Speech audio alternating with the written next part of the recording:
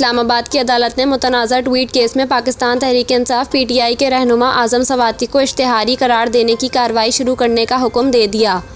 मुतनाज़ा tweet case में special जज central Islamabad Azam Khan ने आज़म सवाती की मुसलसल अदम पेशी पर इश्तिहारी करार देने की कार्रवाई का हुक्म दिया। वफाकी तहकीकाती इदारे FIA ने आज़म सवाती के दोनों रिहाइश गाहों पर वारंट की तालीमी रिपोर्ट अदालत में जमा करा दी। आज़म सवाती को फ़र्द जुर्म आयद करने के लिए आज स्पेशल जज सेंट्रल आज़म खान ने तलब किया था, ताहम वो आज भी पेश ना हुए। स्पेशल जज सेंट्रल ने आज़म सवाती को 24 जुलाई को पेश होने का हुक्म दे दिया। अदालत के हुक्म पर आज़म सवाती की रिहाइश गाह, मोहल्ले और अदालत के बाहर इश्तिहारी करार देने का इश्तिहार लगाया जाएगा।